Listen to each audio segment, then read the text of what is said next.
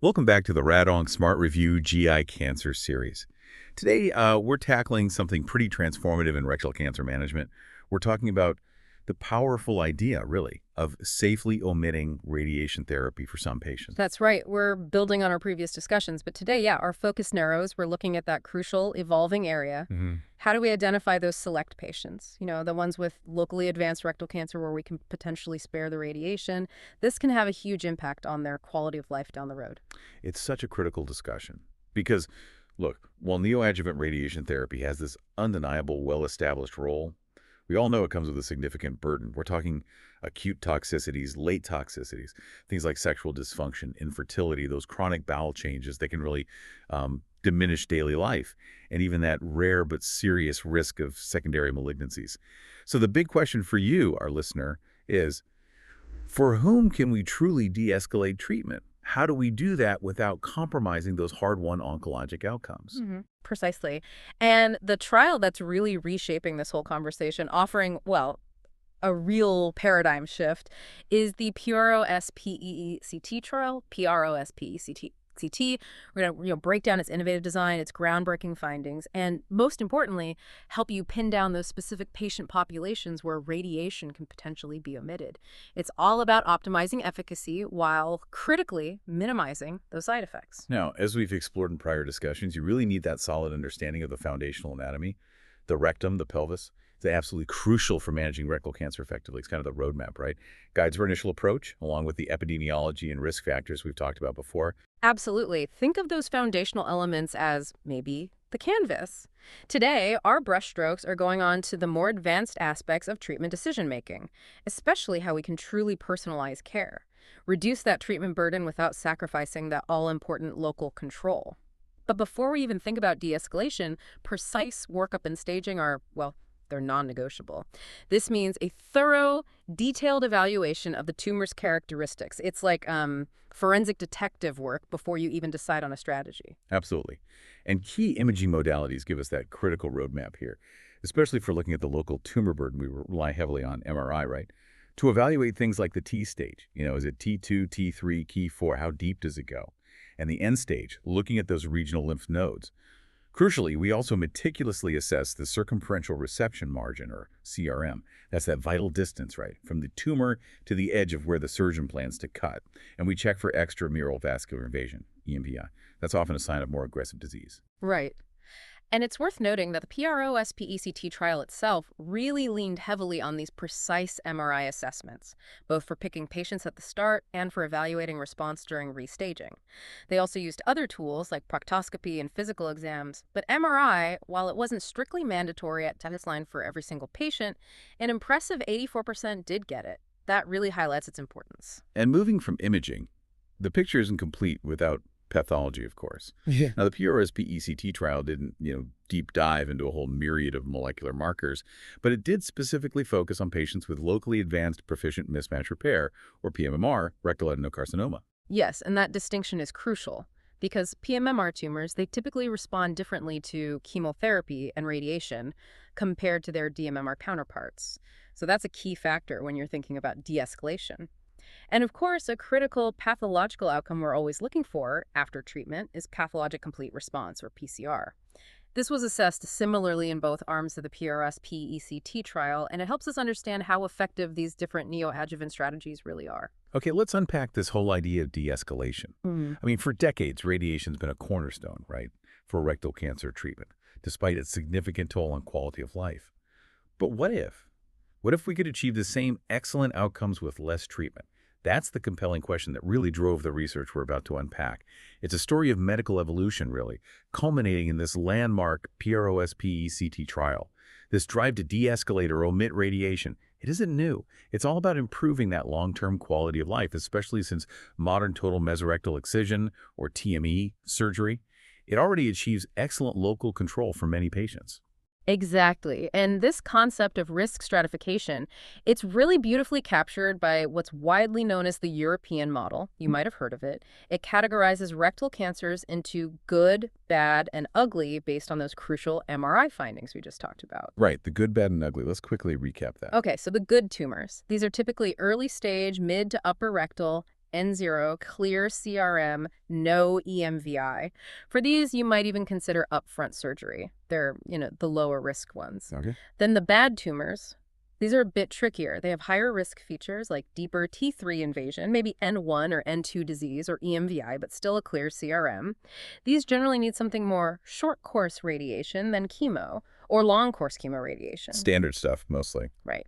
And then the ugly tumors. These are the really high-risk ones. They involve the CRM, they're T4, or they have extensive nodal disease. These almost universally require total neoadjuvant therapy, or TNT intensified chemo, often high-dose radiation, the works. So PROSPECT kind of zeroed in on a subset of those bad patients, right? The ones who might get away with just chemotherapy. Exactly. Identifying that subset who might be treated with chemo alone, reserving radiation only for those who didn't respond well enough. And this wasn't completely out of the blue, you mentioned. There was earlier work. Yeah, absolutely. Early work from Memorial Sloan Kettering Cancer Center, MSKCC, by Dr. Schrag, published back in 2014. It showed really promising results using induction FOL-FOX alone, FOL-FOX. They achieved high R, zero resection rates, and remarkably excellent long-term local control. 0% local recurrence at 4 years in carefully selected T2 to 3 and 0 to 2 patients. That really paved the way, set the stage for PRS-PC2. Right, gave the rationale. It did. So the PROSPECT trial, then published by Dr. Schrag in 2023, was this large phase 3 non-inferiority trial. Its design was quite clever. It aimed to evaluate if radiation could be safely emitted in a very carefully selected lower-risk subset of locally advanced rectal cancer. It enrolled 1,194 patients, so quite robust. Okay, so who exactly were these carefully selected patients? The ones who could potentially get FOL-FOX first, the selective radiation arm. What were those eligibility criteria? They sound crucial. They are absolutely crucial, really defining that sweet spot. Okay, so clinical stage. Patients had to be clinical T2N1, T3N0, or T3N1, so not the earliest, not the latest stages. Got it. T2N1, T3N0, T3N1. Tumor location. Tumors needed to be mid to high rectal, typically located greater than 5 centimeters from the anal verge, so not too low down. Okay, location matters. Surgical candidacy. Critically, they had to be candidates for sphincter-sparing surgery. That's important for function later. Makes sense. And then the exclusions. This is just as important, what they couldn't have. No T4 disease, meaning tumor invading other organs or the peritoneum. No extensive nodal disease, which they defined as clinical N2, so 4 or more nodes larger than 1 centimeter on imaging. No threatened or involved CRM, so that distance from tumor to the fascia had to be more than 3 millimeters. And no low-lying tumors less than 5 centimeters from the anal verge. Wow, okay. So pretty specific. They really carved out a lower risk group within that bad category. Exactly. So what does this precise selection mean for you, the listener? PROSPECT intentionally focused on patients who already had favorable prognostic factors. For this group, the risk of local recurrence with standard therapy was already quite low. That provided the ideal backdrop, for exploring safe de-escalation. It's about finding that edge where you can pull back without losing ground. Okay, so let's break down the two arms of the trial then. Yep. How did they compare head to head? Right. So the standard arm, that received the conventional approach. Preoperative long-course chemoradiation, typically 50.4 gray, with concurrent 5 FU or capecitabine, then TME surgery. And then it was suggested they get adjuvant FOL-FOX for 8 cycles. Pretty standard. A benchmark. Yep. Now, the experimental or selective radiation therapy arm, they took a different path. They got 6 cycles of neoadjuvant FOL-FOX chemotherapy first. Upfront chemo. Right. After those 6 cycles, they underwent a meticulous restaging, MRI, proctoscopy, physical exam, and here's the key bit. If there was 20% or greater tumor regression indicating a good response, they could omit radiation. Wow. Skip the radiation entirely. And entirely. Go directly to TME, followed by suggested adjuvant FOL-FOX, just like the other arm. Okay, but what if they didn't respond well? What if they had less than that 20% shrinkage? And here's where the ingenious, almost adaptive part comes in. If there was less than 20% tumor regression, signaling a poor response, or if maybe they couldn't complete at least 5 cycles of the FOL-FOX for whatever reason, then they received standard long-course chemoradiation followed by TME and then adjuvant FOL-FOX. So a crossover, Yeah. like a safety net. Exactly, a crucial crossover mechanism, essentially a safety net to ensure local control for those who were less responsive to the initial chemotherapy. That's really smart design. So, okay, the big question. What did this all mean at the 5-year follow-up? Did this FOLFOX first strategy hold up? This is where PROSPECT truly shakes things up, It right? really does. Let's look at the results. Disease-free survival, or DFS, the experimental FOLFOX first arm, was non-inferior to the standard chemoradiation arm. Non-inferior. Non-inferior, meaning just as good, essentially. Just as good statistically. The 5-year DFS was 81% for FOLFOX first versus 79% for chemoradiation. It met the predefined non-inferiority margin. Okay, that's huge. What about overall survival? Overall survival, or OS. No difference there either. Both arms achieved approximately 90% 5-year OS, so people lived just as long. Good. And local recurrence. That's the big fear with omitting radiation. Local recurrence, or LR. This is perhaps the most striking finding. The 5-year local recurrence rate was exceptionally low in both arms, less than 2%. Less than 2%, even in the arm that skipped radiation up front. Even in that arm, for the group as a whole. Specifically, it was 1.8% for FOLFOX first versus 1.6% for chemoradiation. Wow. This strongly suggests that for this selected low-risk population, radiation provided very little, if any, additional local control benefit. It's almost surprising how low that number is without upfront radiation for the majority in that arm. That really is remarkable. What about other measures like PCR? Pathologic complete response, or PCR, rates were similar. 22% for FOLFOX first versus 21% for chemoradiation. No real difference. And surgical outcomes. Clean margins. Our zero resection rate, high in both arms, around 90%. So surgery was equally successful. Okay, so efficacy outcomes look really comparable. Non-inferior DFS, similar OS, incredibly low LR. But what about the side effects? The toxicity? Now that's where things diverge. While the efficacy outcomes were comparable, toxicity was a key differentiator. And this is where patient quality of life really enters the picture. The neoadjuvant FOLFOX first arm had almost double the rate of grade 3 or higher adverse events compared to the standard chemoradiation arm during the neoadjuvant phase, 41% versus 23%. Double. Wow. What kind of toxicities were higher with FOLFX? Mostly what you'd expect from FOLFOX. Higher rates of fatigue, neuropathy, that numbness and tingling, anxiety, nausea. Common chemotherapy side effects, but more frequent at grade 3 or higher. And the chemoradiation arm? In contrast, chemoradiation was associated with more diarrhea during treatment, and there was some late neuropathy reported, possibly related to the longer duration of adjuvant chemotherapy, often given in that standard arm historically. But any signal on long-term quality of life? Yes, and this is critical. Patient-reported outcomes at 1 year post-treatment showed better sexual function in the FOLFOX first arm.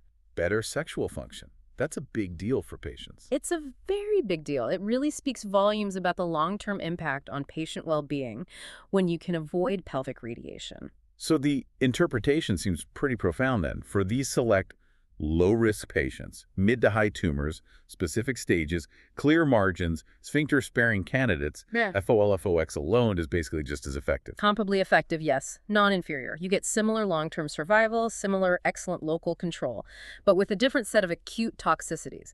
Higher acute chemotoxicity, but potentially better long-term function, like sexual function, by avoiding radiation. It's a genuine rethinking, isn't it, of what standard treatment can be. Prioritizing quality of life without sacrificing efficacy. It really is. And that response-adapted crossover is just so brilliant, I think. It truly emphasizes that for this low-risk group, FOLFOX alone is enough for the good responders. But importantly, for those with a poor initial response, it signals their disease might be more aggressive or less chemosensitive, and they still need that established local control benefit from radiation. It's pragmatic, patient-centric. And you said only a small fraction actually needed that crossover radiation. Yeah, consider this. Only 9% of patients in the FOLFOX first arm ultimately required that salvage chemoradiation. 9%. That's a testament to how effective the initial selection and the upfront chemo were for most of them. All right, let's shift gears. Let's boil this down to some clinical pearls. The high-yield takeaways for our listeners to really lock in. These are the things you need to remember for a clinic, for boards. Okay, let's do it. Pearl number 1. the PROSPECT eligible population. Remember that sweet spot for de-escalation. Mid to high rectal tumors greater than 5 centimeters from the anal verge. Clinical T2N1 or T3N0-1 disease. Critically, no T4 disease, and a clear circumferential resection margin. And to help you remember the key exclusions, think of the mnemonic TECL. TECL. TECL, what does that stand for? T4 disease, extensive nodal disease, N2. CRM, threatened, less than or equal to 3 millimeter. And low-lying tumors, less than 5 centimeters. If they have any of the TECL features, they're out of the PROSPECT pool for this approach. TECL. Got it. Okay, pearl number 2. Pearl number 2, PRSPECT, 5-year DFS. The bottom line, neoadjuvant FOLFOX alone proved to be non-inferior, just as effective as standard chemoradiation. Both arms hit around 80% 5-year DFS. That's the core non-inferiority finding. Excellent. Pearl 3. Pearl number 3, PROSPECT, local recurrence. This is huge. Both arms had exceptionally low 5-year local recurrence rates, less than 2%. Remember that number, less than 2%. This is probably the strongest evidence you'll find for radiation therapy omission in this carefully selected group. It really shows the power of modern surgery and effective systemic therapy for local control here. Fantastic. Pearl number 4. Pearl number 4, PROSPECT toxicity trade-off. Remember that the FOLFOX first approach came with almost double the rate of grade 3 or higher acute toxicities, 41% compared to standard chemoradiation, which was 23% during that neoadjuvant phase. It's a trade-off of different side effect profiles. More acute chemotoxicity versus the risks of radiation. Okay, important trade-off. And the last pearl. Pearl number 5, PROSPECT crossover justification. That brilliant response-adapted strategy. Patients in the FOLFOX arm with less than 20% tumor regression rightly received chemoradiation. This demonstrates a smart, adaptive approach to ensure local control for those poor responders. It's not about being rigid, it's about patient safety and optimizing outcomes based on response. Excellent pearls. TCL for exclusions, non-inferior DFS, less than 2% LR, the toxicity trade-off, and the response-based crossover. Great summary. Now let's apply this. Let's circle back to our 3 different patients because this is where the rubber truly meets the road, right? This is like tailoring that custom suit for each patient. You need precise measurements, a clear understanding of what fits best for their unique profile, and importantly, what their priorities are. Absolutely. Let's start with patient A, Mr. Williams. He's 62, has a T3N1, mid-rectal tumor, clear CRM. What's our top recommendation for him based on PRO's PECT? Okay, T3N1, mid-rectal, clear CRM. He sounds like he fits, right? He avoids all the TECL criteria. Exactly. Mr. Williams is an ideal candidate for the PROSPECT approach. His tumor characteristics fit the eligibility criteria perfectly. So what we should do is offer him a shared decision-making discussion.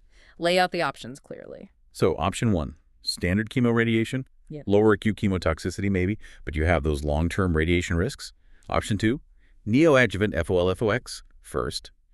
You have a greater than 90% chance, based on the trial, to avoid radiation and its late effects, especially sexual dysfunction potentially, but you face higher acute chemotoxicity. Precisely. And if Mr. Williams stated concerns about long-term quality of life or specific radiation side effects, then the FOLFOX first approach becomes a highly appropriate, evidence-based recommendation to discuss seriously. Makes perfect sense.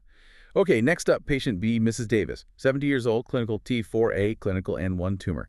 Is she a PROSPECT candidate? T4A. What does our TECL mnemonic say? T is for T4 disease. Yeah. So, no. Absolutely not. Mrs. Davis is not a candidate for the PROSPECT approach. This is a clear-cut case.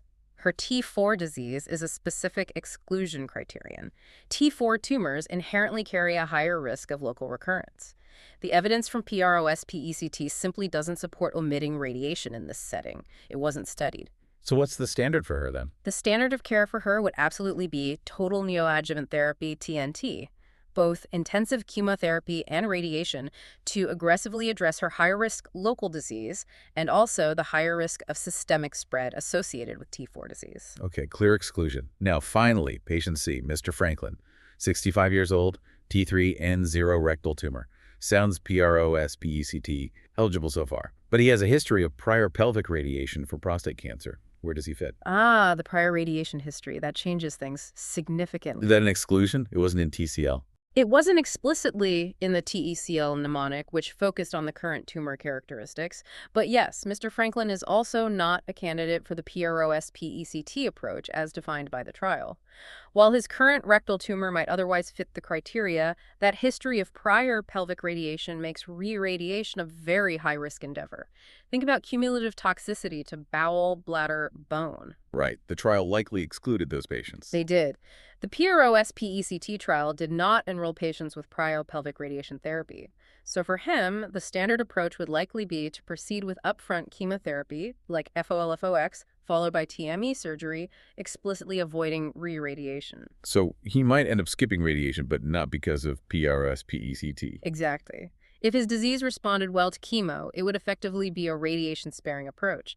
But the decision is based on the well-established principle of avoiding the high cumulative toxicity of re-irradiation, not guided specifically by the PROS-PECT protocol or its response criteria. That's a really important distinction. Okay, Yep. so we've talked about PROS-PECT, but you mentioned TNT earlier for Mrs. Davis. How does PRECTT fit into the whole TNT landscape? That's a great question, and it's important context. PRS-PECT did not include a TNT arm in its direct comparison.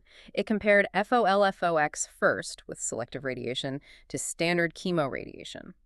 Now, while FOLFOX alone was non-inferior for local control in those selected low-risk patients, the broader landscape includes TNT trials like PRODIGE-23 or RAPIDO. These showed TNT, which includes radiation plus more chemo, is better at reducing distant failures compared to standard chemoradiation followed by adjuvant chemo. So TNT is maybe better for preventing spread. Generally, yes, that's its main advantage, improved distant metastasis control and higher PCR rates. So the debate isn't really whether TNT is better than PROS-PECT in an absolute sense. They answer different questions for different patients. It's more about understanding. For which patients is TNT truly indicated, particularly to hammer down that risk of distant failure? That's its strength. And for whom, with lower systemic risk but good local features, can we leverage a PROS-PECT-like approach to reduce the overall treatment burden, especially avoiding radiation toxicity? So it's about matching the strategy to the patient's main risk, local versus distant. Precisely. Careful, nuanced patient selection and understanding the primary goal for each individual patient's treatment plan. PROS-PECT gives a validated option for de-escalation in a specific low-risk group, while TNT remains key for higher-risk disease. Got it. And just briefly touching on the techniques used, PROS-PECT allowed modern radiation techniques if radiation was given. Yes. When radiation was used, either in the standard arm or the crossover group, the trial allowed for both 3D conformal radiation therapy and intensity-modulated radiation therapy, or IMRT. So both conventional and more advanced external beam techniques were considered acceptable. And surgery was always TME. Yes, the surgical cornerstone remains total mesorectal excision, TME. That high-quality surgery is fundamental to the low recurrence rates we see. And chemo was FOLFOX mainly, or 5-FU capecitabine with radiation. Correct. Chemotherapy, specifically FOLFOX for the systemic part, and a concurrent 5-FU or capecitabine with radiation, plays that critical central role in both arms of PROS-PECT and, of course, in TNT regimens as well. Okay, makes sense. Ready for a quick board blitz? Let's test ourselves and our listeners. Bring it on. Let's see what's stuck. Fire away. All right, case 1. A 55-year-old man presents with a T3N0 rectal adenocarcinoma. It's located 9 centimeters from the anal verge. Pelvic MRI shows no EMVI and a clear CRM of 4 millimeters from the mesorectal fascia. He's a candidate for sphincter-sparing surgery. Based on PROS-PECT, which of the following characteristics precludes him from being eligible for the FOLFOX first approach? A, T3 stage. B, N0 status. C, location at 9 centimeters from anal verge. Or D, any involvement of the circumferential resection margin less than or equal to 3 millimeters. Okay. T3N0 at 9 centimeters, clear CRM of 4 millimeter. He sounds pretty eligible based on the main criteria, so the question is asking what would preclude him. T3 stage is allowed, T3N0. N0 status is allowed. Location at 9 centimeters is mid to high, so that's allowed. The exclusion is a threatened or involved CRM, which PROS-PECT defined as less than or equal to 3 millimeters. His is 4 millimeters, so it's clear. Therefore, the characteristic that would preclude him, if it were present, is D, any involvement of the CRM less than or equal to 3 millimeters. Exactly right. His 4 millimeter CRM makes him eligible, but if it were 3 millimeters or less, he'd be out according to the TECL criteria, C for CRM threatened. Well done. Case 2. A 68-year-old woman. She has a PROS-PECT eligible T2 and 1 rectal cancer at 7 centimeters. She completes 6 cycles of neoadjuvant FOL-FOX. On restaging, her primary tumor has shrunk by 10%, only 10%. According to the PROS-PECT protocol, what is the next most appropriate step? A. Proceed directly to TMEB, administer additional cycles of FOL-FOXC, initiate long-course chemoradiation, or D. Reevaluate for a watch-and-wait approach. Okay, T2N1 at 7 centimeter eligible. Got FOL-FOX. Response is only 10% shrinkage. What was that threshold again? 30%. Right, 20% or greater meant skip radiation. Less than 20% meant you got the radiation. So 10% is less than 20%. That means she didn't have a sufficient response according to the protocol. So the next step should be C, initiate long-course chemoradiation. That's the crossover. Perfect. That highlights that crucial response-adapted strategy. Okay, last one. Case 3. The PROS-PECT trial compared neoadjuvant FOL-FOX to standard chemoradiation for the specific subset. What was a key difference in toxicity observed between the two arms? A. Higher rates of chronic diarrhea in the FOL-FOX arm. B. Significantly increased acute grade 3 or higher neuropathy in the FOL-FOX arm. C. Higher rates of surgical complications in the FOL-FOX arm. Or D. Greater incidence of late pelvic fractures in the chemoradiation arm. Okay, toxicity difference. We talked about this. The FOL-FOX arm had roughly double the acute grade 3 plus toxicity rate. And what drove that? It was things like fatigue, nausea, and neuropathy. Chemorads had more acute diarrhea. Chronic diarrhea wasn't highlighted as higher in FOL-FOX. Surgical complications weren't different. Late pelvic fractures are a radiation risk, but B seems the most prominent acute difference reported. So B, significantly increased acute grade 3 or higher neuropathy in the FOL-FOX arm. That fits. Spot on. That higher rate of acute chemo-related toxicity, including neuropathy, was the main trade-off for potentially avoiding radiation. Excellent. Excellent. So what's truly fascinating here is how PROS-PECT pushes us beyond that, one-size-fits-all approach. It's a significant advance in how we think about de-escalation for rectal cancer, moving towards something much more personalized. But as you mentioned, how do we integrate this with the TNT concept?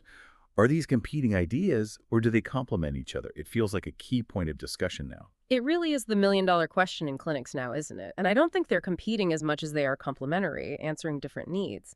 It's not about which is better overall. It's about understanding the primary goal for that specific patient sitting in front of you. While PRS-PECT showed FOL-FOX alone can be comparably effective for local control in selected low-risk patients, TNT, with its intensified chemo and definite radiation, its strength lies in reducing distant failures, especially in higher-risk patients. So the debate isn't TNT versus PROS-PECT. It's about patient selection. For whom is TNT truly necessary to reduce that risk of metastases? And for whom, with lower systemic risk, can we leverage a PROS-PECT-like approach to effectively reduce treatment burden, spare them radiation toxicity, when distant failure risk is inherently lower? It sounds like it demands really careful multidisciplinary discussion for each patient. Absolutely. Understanding the nuances of the MRI, the patient's comorbidities, their priorities. It's about designing that bespoke plan, knowing the strengths and weaknesses and the specific goals for each approach. Okay, so let's try to summarize the key points from today's discussion. The PROS-PECT trial offers a validated de-escalation pathway, but only for a carefully selected group of lower-risk rectal cancer patients. Remember TECL for exclusions. And for that group, neoadjuvant FOL-FOX alone demonstrated non-inferiority to standard chemoradiation in terms of DFS and, crucially, local control. Less than 2% local recurrence in both arms. But it comes with a trade-off. Higher acute chemotherapy-related toxicity with FOL-FOX, balanced against avoiding the short and long-term toxicities of radiation. And critically, for patients who showed a suboptimal response, less than 20% shrinkage to that initial FOL-FOX, radiation is still warranted. That demonstrates a smart, response-adapted safety net. Right. This approach really embodies a personalized balance of efficacy and toxicity for these select patients. It's guiding us towards more tailored, more thoughtful treatment plans in GI radiation oncology. It's an exciting step forward, really. Absolutely. Our journey through rectal cancer management in this series has covered, foundational anatomy, standard neoadjuvant approaches, the TNT revolution, organ preservation with watch and wait, and now de-escalation with PROS-PECT. It's been quite an evolution. It really has. But what about when things don't go as planned, or when the disease is already widespread at diagnosis or comes back later? In our next discussion, Rectal Cancer Part 4A, will shift our focus. We'll tackle managing advanced and recurrent disease. That includes the latest systemic therapy options for metastases and the complex principles and risks of reirradiation. Looking forward to that.